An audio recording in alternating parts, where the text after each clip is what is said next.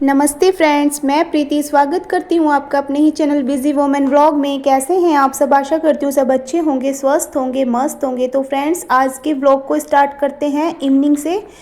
Evening में चाय के साथ कुछ स्नैक्स बनता है। कभी कचरी भून देती हूँ, कभी पापड़ वगैरह भून देती हूँ, मतलब कुछ ना कुछ स्नैक्स ज़रूर बनता है। लेकिन आज मैं बना रही हूँ बेसन का हलवा, क्योंकि सबका गला सा ख़राब हो रखा था। तो मेरी मम्मी जब गले ख़राब हो जाते थे हमारे, तो बेसन का हलवा बनाती थी, वो भी सफ़ेद मिर्च या काली मिर्च डाल के। तो मैंने सोचा मैं भी आज वही बना देती हूँ, ये स्नैक्स की जगह। तो यहाँ पे मैं बना रही हूँ बेसन का हलवा। तो इसके लिए मैंने पहले देसी घी लिया, उसमें थोड़े से बादाम कूट के भून लिए और थोड़ी सी सफ़ेद मिर्च भून ली, और इसके बाद बेसन डाल के उसको भून के इसमें पानी डाल दिया और चीनी डाल देंगे, और ये हमारा बेसन का हलवा बनकर तैयार है। तो ये हमारा शाम का इवनिंग का नाश्ता भी हो जाएगा, और ये उसमें भी फ़ायदा करता है, जो गला जुकाम वगैरह होता है ना, उसमें भी बहुत फ़ायदा करता है। वाकई बहुत फ़ायदा करता है ये। ट्राई करके देखना फ्रेंड्स इसको। सफ़ेद मिर्च ज़रूर डलनी चाहिए। तो जी यहाँ पे हलवा बन के तैयार है। और इधर मैं, अब बच्चों के एग्ज़ाम्स आने वाले हैं, तो मंडे को बेटी का एग्ज़ाम्स भी है, तो इधर मैं उसकी तैयारी भी करा रही थी, उसको पढ़ा रही थी, और इधर ये हलवा बन के तैयार हो गया था। ये सबको दे दूँगी। और हलवा खाने के बाद थोड़ी देर उसको पढ़ाने के बाद मैंने फिर तैयारी शुरू कर दी डिनर की। तो जी, और यहाँ पे ये हस्बैंड बेर लेके आए थे आज, तो इनको मैं धो के रख दूँगी। तो कोई भी फ्रूट्स आता है तो मैं उसको तुरंत ही धो के रख देती हूँ, फिर मुझे टेंशन नहीं रहती कि बच्चे ने बिना धुला तो नहीं खा लिया। तो तुरंत उसको धो के रख देती हूँ, फिर कोई भी उठा के कैसे भी खा ले, मुझे कोई टेंशन ना देने की रहती और ना ये रहती कि कोई बिना धुला ना खा ले। तो यहाँ पे मैं डिनर की तैयारी शुरू कर दिया। डिनर में आज बनेगा काशी फल की सब्ज़ी, कद्दू भी बोलते हैं इसको। तो ये लंबे वाला इस तरह का कद्दू मैंने पहली बार देखा है, वरना गोल गोल वाले ही आते थे। लेकिन ये इस बार मैंने पहली बार ये देखा, और मैं इसको छीलने लगी, लेकिन फिर हस्बैंड ने बताया कि इसको छीलने की ज़रूरत नहीं है, बहुत सॉफ्ट होता है ये, तो इसको ऐसे ही काट लो। तो ये वाला कद्दू फ्रेंड्स मैं फ़र्स्ट टाइम ही बना रही हूँ, वरना वो जो गोल वाला होता है हमेशा वही बनता था। तो यहाँ पे मैंने कट कर लिया था, फिर इसका छिलका नहीं उतारा, टमाटर कट कर लिए थे और हरी मिर्च। इसके बाद इसमें मेथी और कलौंजी से इस काशी फल की सब्ज़ी का स्वाद बहुत ज़्यादा बढ़ जाता है, तो इसमें मैं मेथी और कलौंजी ज़रूर डालती हूँ, इसका बहुत अच्छा फ्लेवर आता है। तो यहाँ पे थोड़े से साबुत मसाले डाल लिए थे, इलायची, तेज़पात, और ये क्या कहते हैं इसको, सभी रेगुलर मसाले जो थे वो भी डलेंगे, और टमाटर डाल दिया था।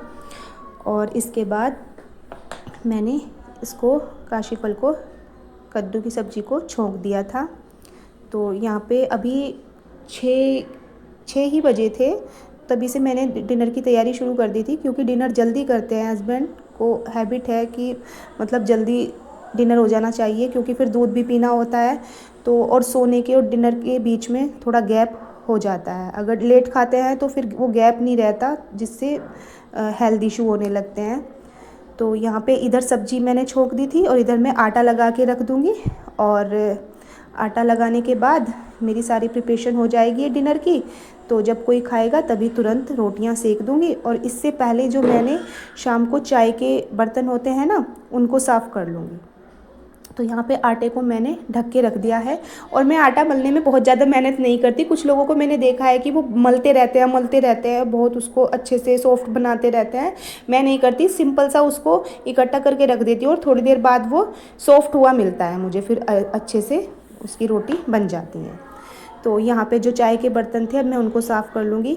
विंटर्स में थोड़ी प्रॉब्लम होती थी। विंटर्स में मैं पानी में हाथ देने का मन नहीं करता था जल्दी सी, तो मैं रात को इकट्ठे ही, मतलब चाय के भी और डिनर के भी इकट्ठे ही बर्तन साफ़ करती थी। लेकिन अब ऐसा नहीं है, अब विंटर्स इतनी नहीं रही हैं, गर्मियाँ सी आ गई हैं, तो मैं थोड़े थोड़े जो बर्तन होते हैं ना सिंक में, उनको साफ़ करती रहती हूँ। मुझे ज़्यादा भरी हुई सिंक अच्छी नहीं लगती, और ज़्यादा बर्तन हो जाते हैं तो उन्हें देख के भी थोड़ा डर सा लगने लगता है। तो यहाँ पे सब्ज़ी मेरी बन गई थी, और इसमें मैं अब डाल दूँगी थोड़ी सी चीनी। मेरे यहाँ मीठे वाला कद्दू बनता है ये, है। किसी किसी के यहाँ मैंने देखा है नमक वाला भी बनता है, लेकिन मेरे यहाँ इसको सब मीठा ही खाते हैं। ज़्यादा नहीं, बस थोड़ी सी चीनी डालती हूँ इसमें और फिर से इसको पकने के लिए थोड़ी देर रख देते हैं। इधर थोड़ी सी छाछ रखी थी तो उसको मैंने उसमें जीरे का छोंक लगा दिया है। तो काशी फल की सब्ज़ी के साथ छाछ छुकी हुई, वो भी छोंक लगी हुई, बहुत अच्छी लगती है। इधर आटा मेरा सॉफ्ट हो चुका था, देखिए बिल्कुल बढ़िया एकदम। और अब सॉफ्ट आटे की बहुत अच्छी रोटियां बनती हैं, तो इसको थोड़ी देर में पहले मल के रख देती हूँ और उसके बाद ये अच्छे से सॉफ्ट हो जाता है, अच्छी सी रोटियां बनाने के लायक। तो यहाँ पे अब मैं सब डिनर करने के लिए तैयार थे, तो मैं अब गरम गरम रोटी सेक दूँगी। हस्बैंड को शाम को गरम गरम रोटियाँ ही अच्छी लगती हैं, तो गरम गरम रोटियाँ मैं सेक देती हूँ। गर्मियों में जब चावल वगैरह बनते हैं तो मैं रोटियां बना के रख लेती हूँ, इकट्ठे ही सब खाते हैं। लेकिन अब जैसे अब विंटर्स थी तो शाम को मैं गरम गरम ही खाना उनको खिलाती थी रोटियां सेक के। तो यहाँ पे जी रोटी मेरी सिक गई है और अब मैं इधर मैं दूध वाला आ गया था तो दूध भी उबलना रख दिया है गैस पे। तो ये एक साथ कई सारे काम हम करते हैं, ये स्मार्टली वर्क हमें करना पड़ता है अपने लिए एक्स्ट्रा टाइम निकालने के लिए। तो शुरू शुरू में थोड़ी दिक्कत होती है, लेकिन धीरे धीरे इन सब चीज़ों की जब हम गृहस्थी संभाल लेते हैं अच्छे से, तो धीरे धीरे हम इन सब चीज़ों की एक टाइम में कई सारे काम करने की हमें हैबिट बन जाती है। तो जी यहाँ पे थाली, डिनर की थाली बनकर तैयार हो गई थी और सबने डिनर कर लिया था। उसके बाद बारी आती थी मेरी, तो इसके बाद मैंने अपनी प्लेटिंग कर ली लास्ट में और यहाँ पे मैं भी डिनर कर लूँगी। और डिनर करने के बाद मैंने जो दूध होता है ना पीने वाला, उसको अदरक डाल के पकने के लिए रख दिया। इतना ये दूध होगा, गर्म होगा, इतना मैं अपने चकला बेलन वगैरह ये धो लूँगी और कुकर को खाली करके रख दूँगी। तो इधर सिंक पे मैंने बर्तन इकट्ठे कर दिए थे और इतना ये मेरा दूध भी बन के तैयार हो गया था। और चकला बेलन को मैं कभी भी, जो ये बर्तन होते हैं ना सारे एक इनके साथ नहीं धोती। ऐसा शुरू से हमें बताया गया था, मम्मी वगैरह ने बताया था कि चकला बेलन और चिमटा वगैरह जो होते हैं, तया वगैरह, इनको हमें सारे झूठे बर्तनों के साथ नहीं धोना चाहिए, तो इनको मैं अलग ही धोती हूँ। तो यहाँ पे दूध सबने पी लिया था, अब बचे थे ये लास्ट वाले बर्तन डिनर के, तो दूध के और खाने के। तो अब मैं इनको साफ़ कर लूँगी। और बर्तन साफ़ करने के लिए सबसे पहले मैं इनकी जो गंदगी होती है ना, सबसे पहले इनको अच्छे से धो लेती हूँ। उसके बाद फिर थोड़ा साफ़ करना इजी हो जाता है इनको और अच्छे से साफ़ हो जाते हैं। तो फ्रेंड्स यहाँ पे अब मैं बर्तन भी साफ़ कर लूँगी। और रात को मैं अपनी किचन को बिल्कुल कंप्लीट करके, क्लीन करके सोती हूँ,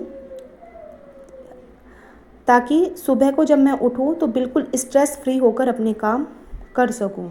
मुझे फिर सुबह को बहुत अच्छा लगता है जब बिल्कुल क्लीन किचन मिलती है, तो बहुत अच्छा लगता है। बर्तन मेरे धुल चुके थे और लास्ट में ये तवे को मुझे रगड़ रगड़ के साफ़ करना बहुत अच्छा लगता है। तो थोड़ा सा ये लिक्विड डाल के और एक ईंट रखती हूँ, इसको बिना ईंट से मांजे बिना मुझे चैन नहीं आता तो ईंट से इसको अच्छे से रगड़ दिया है तवे को और देखिए इस तरह से मैंने अपने तवे को भी चमका दिया है। तो यहाँ पे बर्तन साफ़ हो गए थे। अब बारी आती है पूजा के बर्तनों की। तो पूजा के बर्तन के लिए फ्रेंड्स मैंने ये एक अलग ही जूना बना रखा है, एक अलग ही डिब्बी में इसको रख रखा है, क्योंकि जो हमारे झूठे बर्तन होते हैं उसका जूना होता है, तो उससे हमें पूजा के बर्तन साफ़ नहीं करने चाहिए, है ना। तो इसके लिए मैंने अलग ही ये स्क्रब बना लिया था, तो इससे मैं पूजा के बर्तन भी साफ़ कर देती हूँ। तो अब बारी आती है गैस की। तो गैस को भी मैंने अच्छे से रगड़ रगड़ के क्लीन कर दिया है। और इसके बाद जो ये कैसरोल होता है ना रोटी रखने का, इसके बाद में इसको भी धो के, मतलब गर्म पानी डाल के, सर्फ डाल के इसको भी अच्छे से वॉश कर लेती हूँ। और सुबह को ये मुझे बिल्कुल सूखा हुआ मिलता है, तब इसमें रोटियां रखी जाती हैं। तो इसका हाइजीनिक रहना भी बहुत ज़रूरी होता है। रोटियां हम जिस बर्तन में रखते हैं, तो थोड़ा गर्म पानी और सर्फ डाल के मैं इसको अच्छे से वॉश कर लूँगी। और इसके बाद बारी आती है सिंक की। तो सिंक को भी मैं बहुत अच्छे से बाद में वॉश करती हूँ, और सिंक को कम से कम दिन में 2 बार तो ज़रूर ही वॉश करती हूँ। इससे ज़्यादा हो जाए तो बात अलग है, लेकिन 2 बार तो ज़रूर ही करती हूँ। इसीलिए मेरी सिंक चमचमाती रहती है बिल्कुल। और ये एक छोटा सा वाइपर मेरे किचन में बहुत बड़ा काम करता है, बहुत बड़ा रोल अदा करता है।